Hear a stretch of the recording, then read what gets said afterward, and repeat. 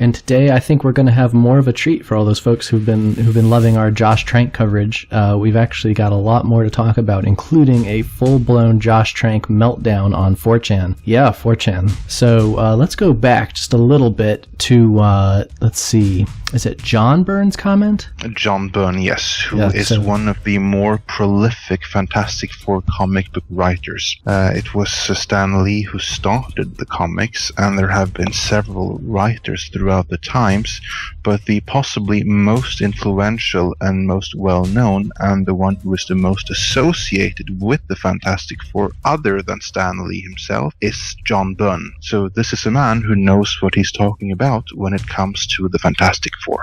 So back in 2014, what he had said, though, so it's kind of a long post that he made, but I think what it boiled down to, I think this is the sentence that's probably the most contentious and probably what pisses people off the most if they're kind of on Josh Trank's side. The sentence, what he said was, where are the roles created for black actors? Why should Will Smith, Samuel L. Jackson, Halle Berry, etc. have to settle for table scraps? And what he's referring to there is saying that basically you should be creating original roles for black people, or else you're treating them as sort of secondary white people. Yeah, I think that that is a fair interpretation, because that's pretty much what he is stating. Mm-hmm. But of course there were some who took offense to this. First and foremost, Josh Trank. What did he have to say? Yeah, that was this quote. We talked about this a little bit in the past, but it's so great because it's just so bombastic. Josh Trank actually says John Byrne has officially turned into Stacy Keach in American History X. And keep in mind, this is on the 24th of May this year. This is quite a while after John Byrne actually made that statement. But May 24th is apparently the date that Josh Trank was getting a lot of his new comments in there, newer comments. Oh, absolutely. That is a date which will live in infamy.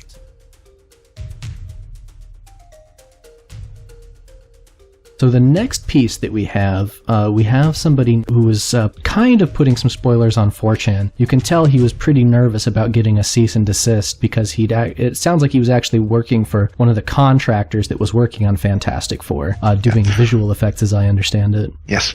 To be a little bit more specific there, Otoy is one of the tools used by one of the special effects companies that does the visual effects for the movie, and Otoy is primarily associated with the team that creates the special effects for The Thing, first and foremost. They do some other stuff as well, but what has been said publicly is that they are the ones who do the work on The Thing, and Trank is the one who was pushing for them to get that gig. It's one guy who works for and with Otoy. So he says, I don't want to say too much about how I have these, nor can I actually post them without giving away proof. I worked on pre-viz artwork based on these, and decided that I'd just post some random things because no one really noticed. The scripts themselves are watermarked beyond hell with the company name, and each has a specific number assigned, so there's no way in hell I'm posting anything. The only thing I can say without giving it away is that I work for a company that Trank specifically chose and that he's been a headache for us. We use cloud rendering to do motion capture and rendering, and we've worked on several other films, but he expected us to push high quality stuff when really we've been third or fourth in line for most of the stuff we do, and focus more on, he says, Digian and game rendering. Things are constantly changing. I'm not working on that anymore, so I only have those. So it sounds like he's basically saying that they weren't really equipped to do this job, but for some strange reason Josh Trank was really pushing them as being the ones who should work on Thing. Seemingly he was also pushing on them, because one of the really interesting things he goes on to say is that they tried to keep the Thing consistent in size from one scene to the next. And that's a totally natural thing that they would have questions about. I mean, it's just one of these things like where they would just, in doing a good job, would say, you know, is it in the script or something that Thing is supposed to change sizes? So unless there was something specifically explaining that, you would just assume, hey, let's always make Thing, you know, the same. Because if an artist, this is actually a big thing in animation, if you're constantly changing the proportions of a character, that looks like garbage. And yet, that is what it seems seems that Trank wants to do. Because Right. seemingly he reacts that the thing is too small in this shot. Make him bigger. So that's going to look better for that one shot. But what is that going to do for the movie as a whole when he keeps on changing the size of the thing in shot to shot, depending on what looks good? Yeah, no, the whole thing is just, it sounds very amateurish. I can't believe he'd push for that. What he also pushed for is the thing to be naked. So what we've learned, and what we can also see from the stills, is that thing has a butt, but there are no rocks on the front to express genitals. So that age-old mystery seemingly will not be solved this time either. Or maybe it will. That remains to be seen. The director's cut. Exactly. And what they also say is that they send Trank the updated effect animations, and then they don't hear from him for days, and at one point even a week, only to then later get an email saying that they have to change basically everything. That's actually classic business. I'm not surprised that happened. That probably happens all the time in movies, but still, I mean, it's just like one more thing that kind of puts Josh Trank in the spotlight as not exactly being a professional. And speaking of Josh Trank being professional, in this very thread in 4chan, there was later another special guest appearance, namely Josh Trank himself, or someone who claimed to be Josh Trank at the very least, who essentially had a meltdown and basically confirmed everything the Otoy guy said before adding in more detail himself.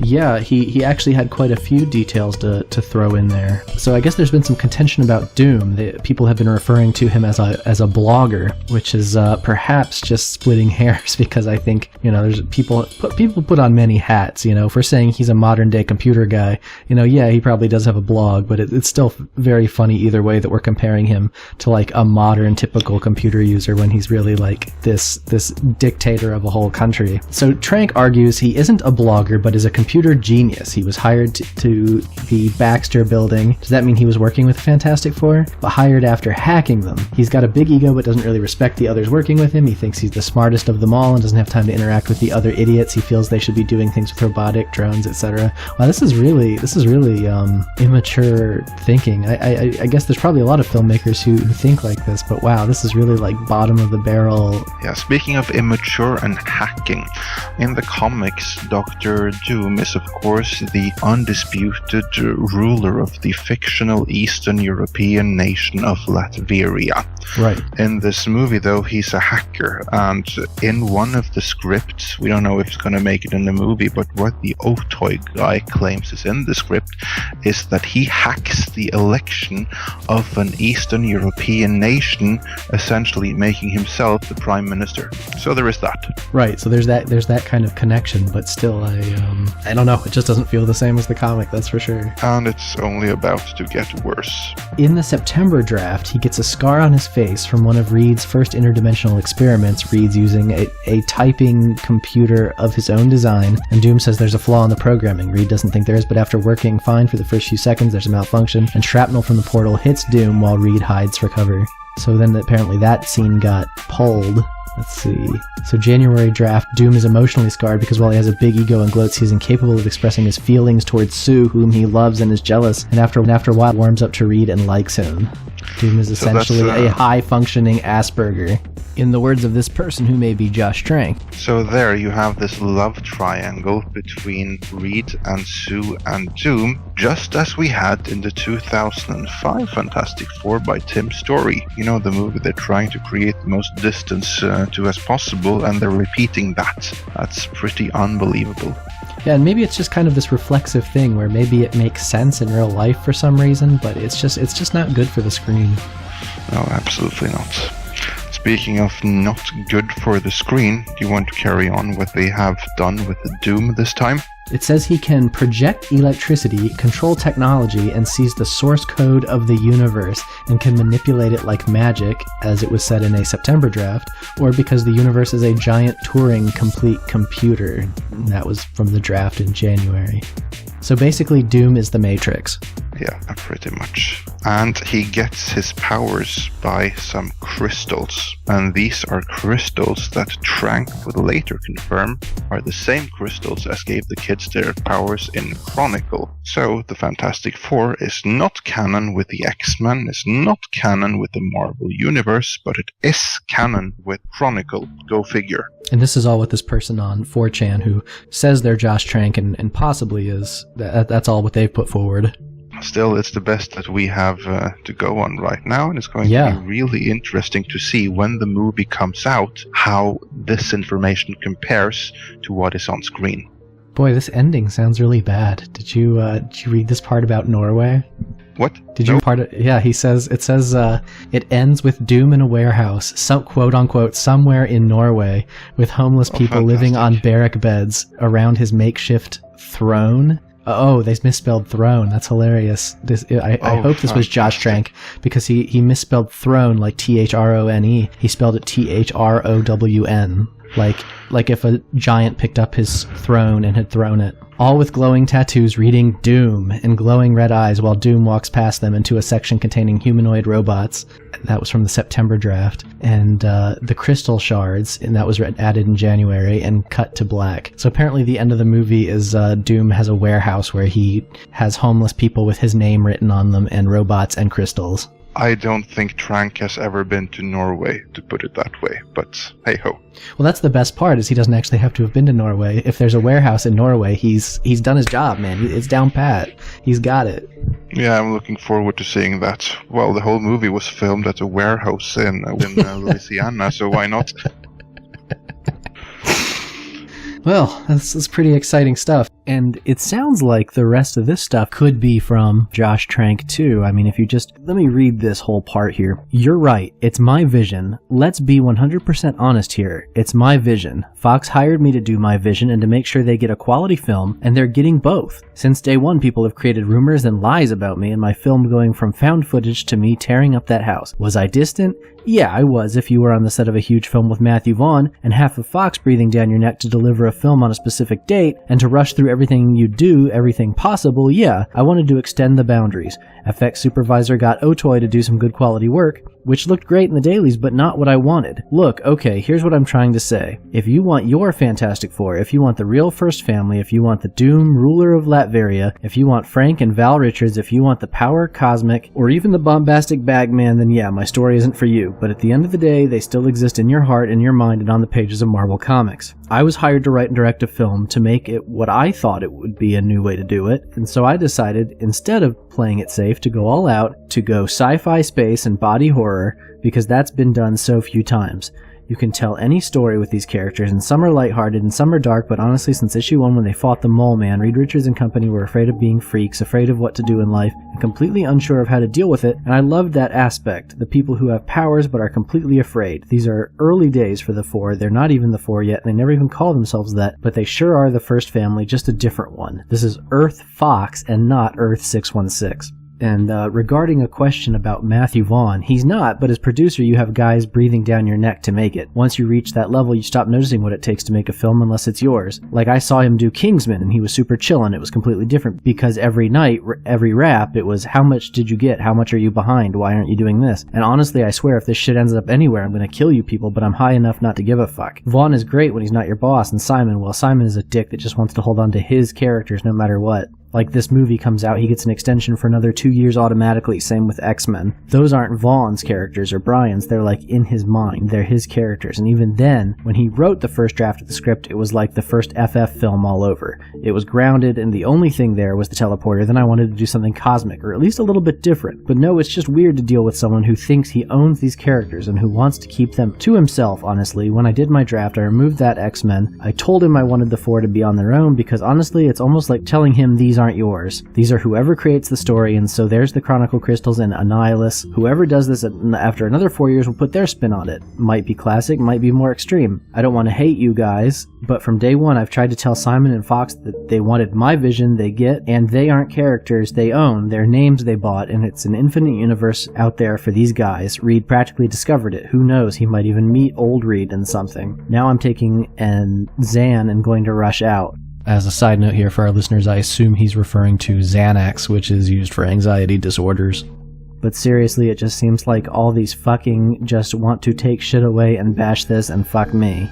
So while we can't actually confirm that's Josh Trank, we can certainly hope so, because it makes such a great story. I mean, this is just gonna, if this movie really follows through on what has been foretold here, this movie is going to be so terrible. It's just gonna be on like your top 10 bad movies list. Absolutely. And usually you would just dismiss this outright. Like, you can maybe believe the guy is from Otoy and he has some legitimate insights into the past scripts, but normally you would completely and utterly dismiss that this was the real Josh Trank.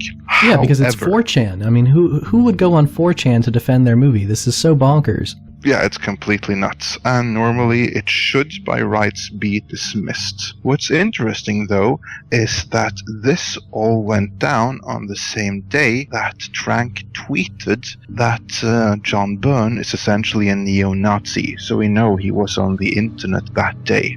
That's right. And what's even more interesting is El Mayimbe later tweeted that Trank has messed up now in reference to this incident, and he later confirmed it in a direct question from another user on Twitter that, yeah, this was probably the real Josh Trank.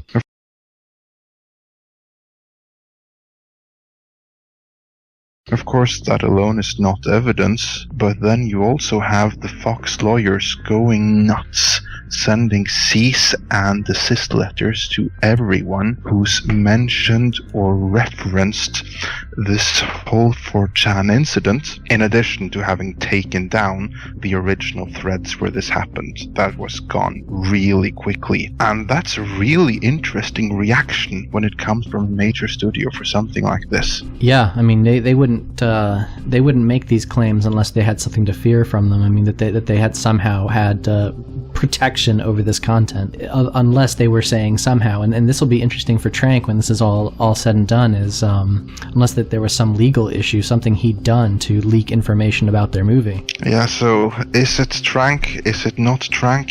Who can say? But it's a really interesting reaction from Fox.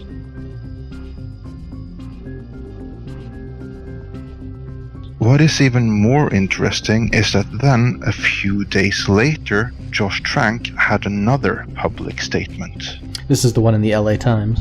Yes. The article is titled "Josh Trank Sets the Story Straight on Why He Left Star Wars," which already hilarity right there. Basically, it comes down to it's just sort of a written editorial style piece, but it also includes quotes from Josh Trank. So specifically regarding leaving Star Wars, he said, "I knew that this was going to be questioned, and it was going to come under skepticism as to why I left Star Wars," he continued, "and it was hard. It was the hardest decision I've ever had to make in my life." But the one who has an issue with that statement is Matthew Baloney, who, for those not in the know... Who has a great last name also. Who, for those not in the know, is the executive editor at The Hollywood Reporter, where he covers the legal side of things. And he tweeted, "Director Josh Trank says exiting Star Wars was hardest decision I ever had to make. He was fired," which is what we've been saying all along as well. Hard to know for sure what's going on exactly behind the scenes. Even if the things Josh Trank says could be real, or these official pieces of media say could be real, it's just not very believable at this point to me personally. No, and that's the thing in Hollywood.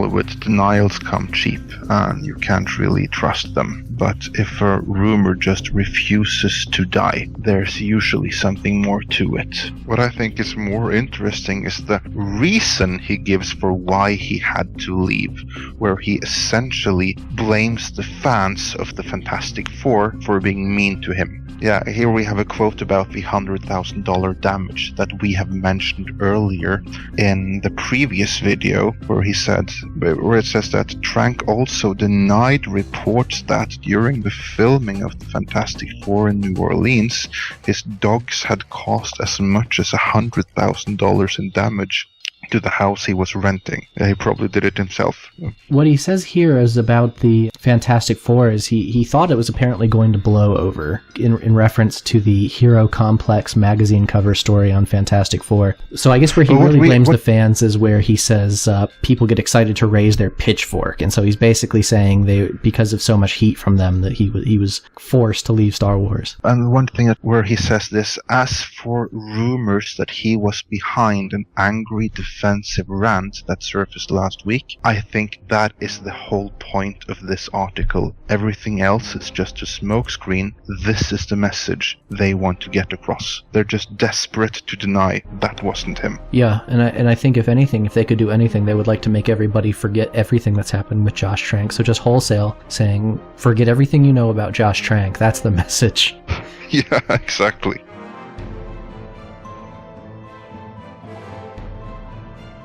So the last part of this is the fact that there's not going to be a 3D conversion, or at least it looks like there's not going to be a 3D conversion. They'd taken it out of the promotional material a little while ago, something that was confirmed by the 4chan leaker, or supposed leaker. That is going to be very easy to verify later on. We'll know that in a few weeks if the movie will be 3D or if it will be just plain 2D. And if it's just plain 2D, that goes a long way towards confirming everything that went down on 4chan. Yeah, at least a big part of it. Because I think this guy, the leaker on 4chan, sounds very real. I'm surprised he'd still sort of put himself out there, because I think they've probably already got it narrowed down who he is, and I'd be stunned if he didn't have a cease and desist by now. I'd be stunned if he still has a career by now. Yeah. He tried to give out so very little, but at the same time, it was still enough to be like, let's find this guy's head. Oh, absolutely. That was more than enough to find him, for those in the know. In any event, I think the interesting thing is going to be to see what happens when this movie actually comes out. It comes out in the beginning of August. It comes out at the same spot as last year's Guardians of the Galaxy, which Fox now hopes to capitalize on. Maybe families will have an interest in this movie, I think, because all the hardcore nerd crowd is already split over this. So they're only going to get half of the crowd that's really interested in these kinds of movies. I think they have a good chance at getting those who are sold on by the Marvel logo and who thinks that this is another installment in the cinematic Marvel universe, but who aren't attuned into geekdom enough to know the true story behind the movie. Yeah, I think they're going to get the casual fans. If they will keep on getting the casual fans, if the movie will sustain, that all depends on how good or how bad the movie ends up being. And I think now, as I did before, that with the reshoots, maybe Vaughn has been able to create a worthwhile movie. But time will tell on that one. We can certainly wait and see. I'm not sure I want to say that I hope it's good. I'd really like to see as many of these properties move back to Marvel as possible. So say we all. If you liked this video, don't forget to hit subscribe so you can catch all of our upcoming videos. For more podcasts, news, and reviews, check us out at midnightsedge.net and follow us on Twitter at midnightsedge. Also check out our Facebook group at facebook.com/groups/midnightsedge.